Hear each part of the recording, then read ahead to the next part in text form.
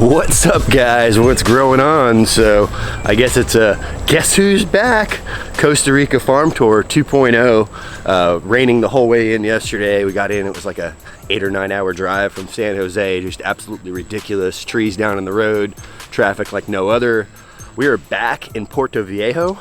I know you guys are like, oh, Peter Kring, Punta Moana. Yes, we're going back to Punta Moana, and we're actually going to be doing an herbalist walk just here in about 30 minutes, so hold tight. I got some exciting stuff for you, and I got an exciting guest. Hold up. Hey, what are you doing, Mike? I'm monkeying around. I'm monkeying around. Are you monkeying around? What are you doing? Gear check? Yep, gear check. Getting all kinds of stuff in order so I can get all kinds of awesome B-roll for you guys. You ready for Punta Moana? I am. All right, Costa Rica Farm Tour 2.0. You guys are probably wondering, like, what's going on with Pete? Is he getting a divorce or something? How come his wife's not back with him? But no, I'm just actually very fortunate. My wife let me travel here again. She is doing an awesome job with the edits. Everything is great at home. I miss my little man and my wife, but I had an opportunity to come back and I wanted to show you all around. So we're going to some Tico farms. We're going to some different spots. I think you guys are gonna be pretty excited. Hold tight. Whoa, you guys ready for this? You ready for this?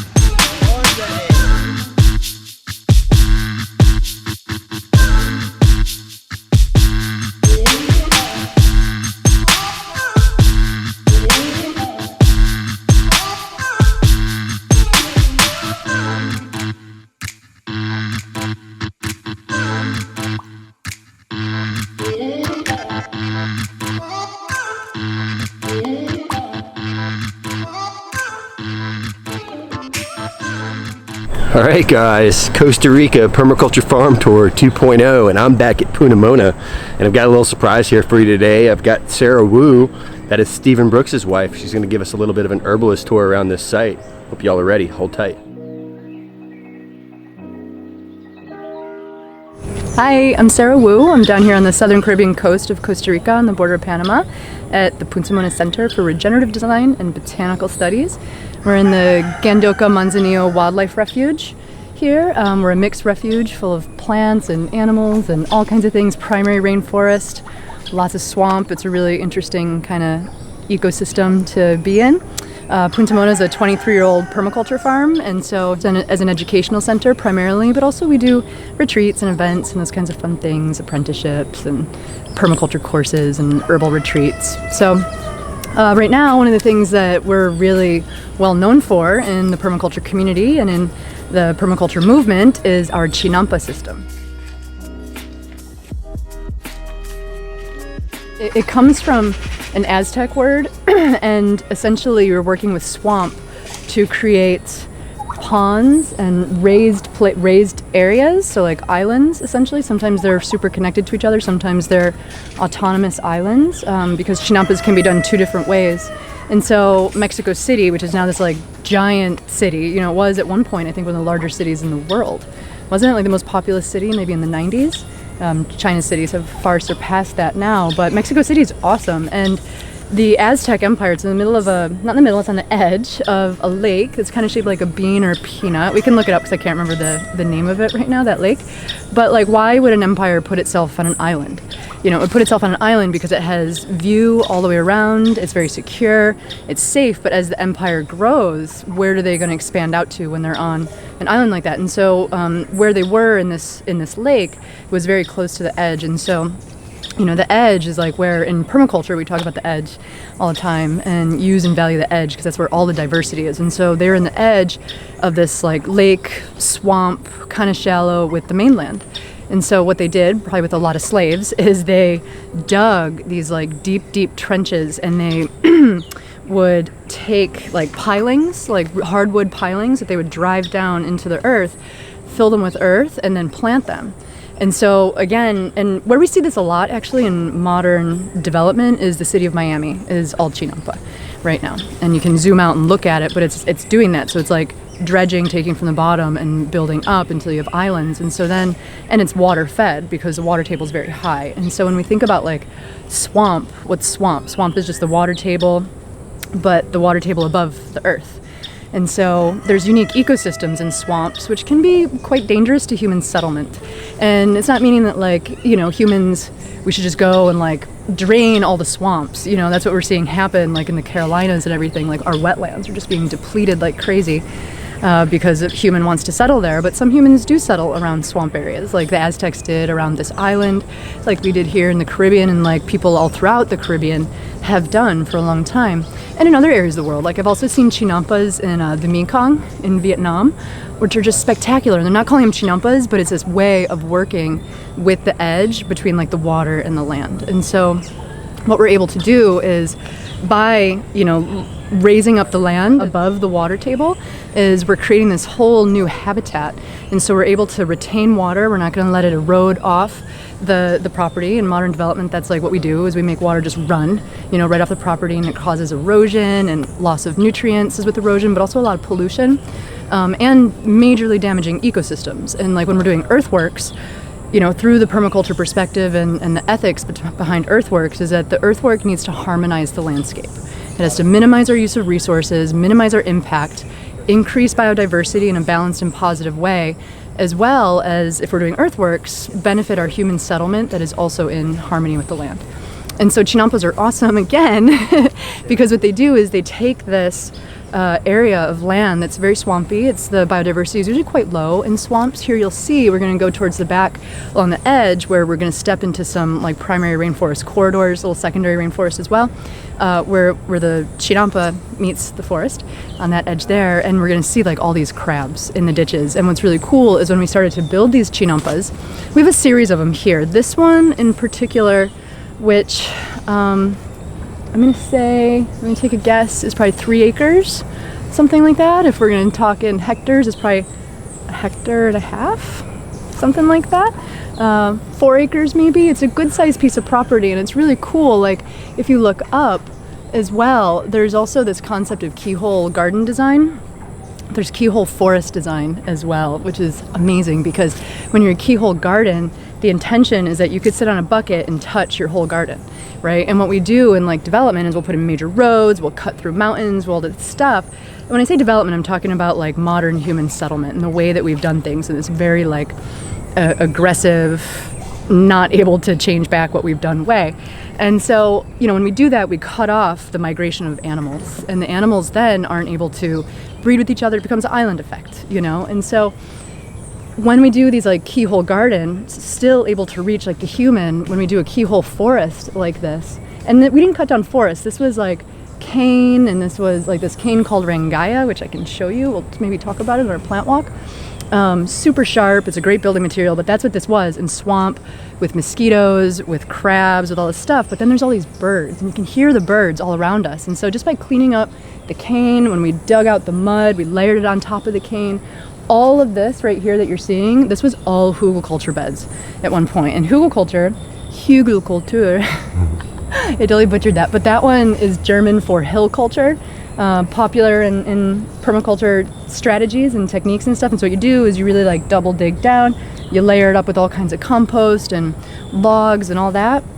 And then you make this like self-feeding composted garden bed. And when you're done with it, it's about like 1 meter high off the ground if you really dug deep and like filled it up with like biochar and logs and efficient microorganisms, all this cool stuff. Green manures, nitrogen fixers. Here we have bananas that we'll throw in there, like banana stems. And bananas aren't trees, they're plants. And then like usually like 6 months, if you're in a more temperate climate here in this like deep humid tropics, 6 months and it's like flat to the ground. So we've also been like rebuilding the soil through hugelkultur and through the Chinampa, and slowing down the erosion completely, because when the swamp overflows, like it can flow out to the ocean. And there is a very old channel here that this was a community of Afro-Caribbean people and indigenous people, more into the mountains. This was really like the Afro-Caribbean people have been here for like near 200 years in Costa Rica, and they dug channels just to drain the swamp, you know, and it works, but at the same time, like we're going to lose nutrients and we're going to erode. And so again, we're trying to like retain water. We're trying to maximize the efficiency of this area and the productivity with food, with wildlife. Allowing through this keyhole forest design is allowing the wildlife to still just like traverse and not cut off, you know, any of their corridors, which is super important.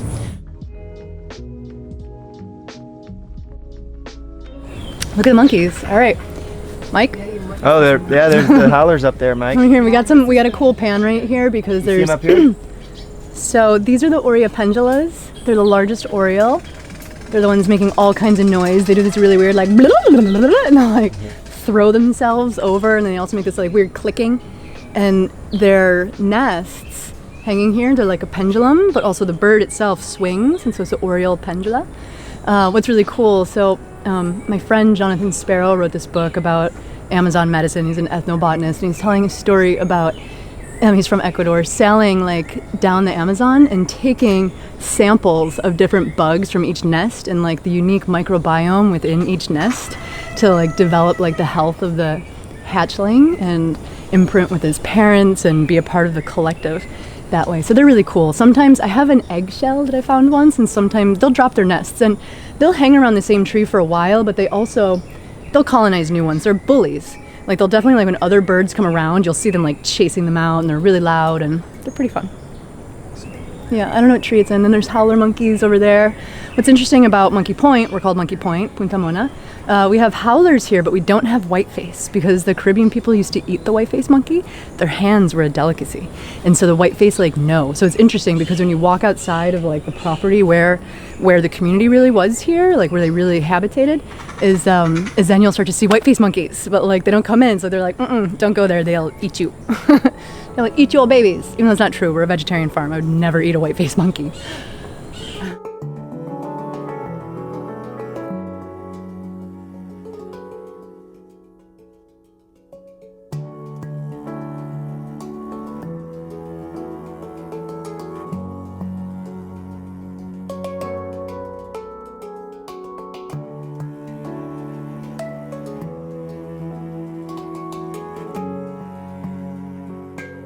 All these crabs here, it's really interesting because they're one of the like keystone species essentially in the swamp. Like they drastically affect so much other life because when you look at their holes all on the ground here, you know, they had this whole network like underneath the swamp. It's just so crazy to even imagine what that would look like. And when we started digging the Chinampas, we found turtles and freshwater eels and shrimp and these little like mudfish that I've literally seen, like they'll sink down into the mud when it's really dry and they'll come back up, and so they're getting enough oxygen, they have enough relationship, you know, with like the aeration of the swamp because of the crabs.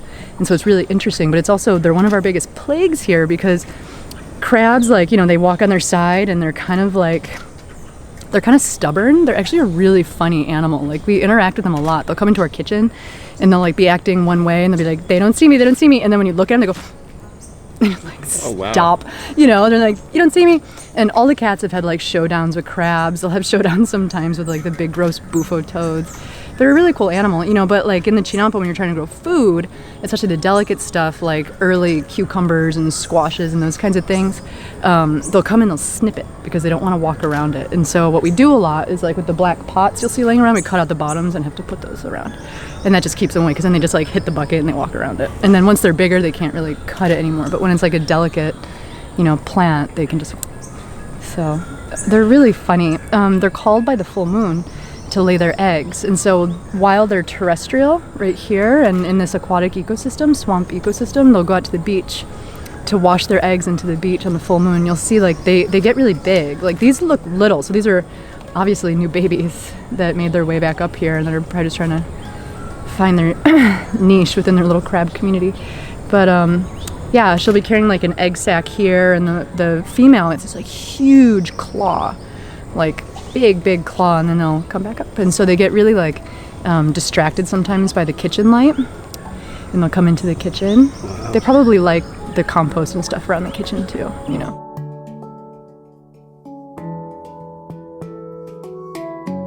You hear that?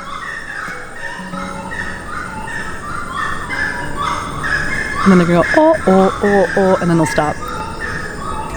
Those are called wood rails or ground chickens. They're like about the size of a chicken, but they have these like blue heads, these little like pointy beaks, and these really cute little like red feet. And they act just like a chicken. They'll go in the chicken coop. Like we could probably figure out how to domesticate them if we really wanted to. It just takes many generations, you know, but chickens were wild at one time too.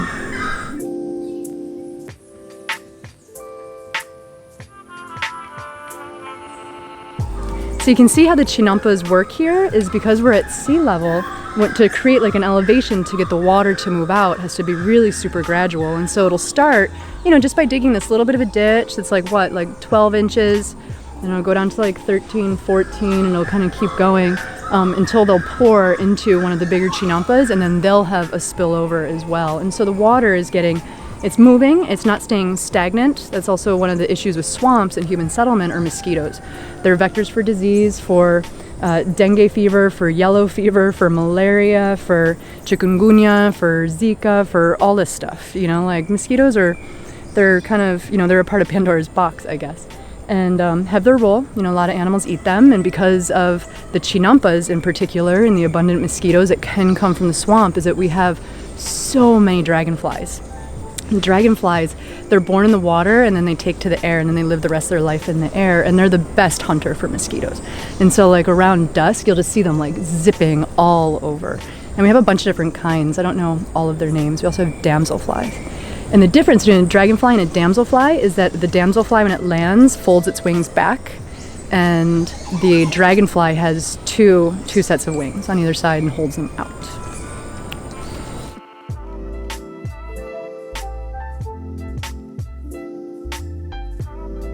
When we're doing, again, this wasn't forest that we cut down. This was already deforested. It was cattle pasture here when the Afro-Caribbean community was here full time, cacao plantation, and so part of our goal as permaculturists isn't to cut down forests. It's not to buy forest to live in. We got a little platform in forest. We have this beautiful walkway through forest. We can camp in forest.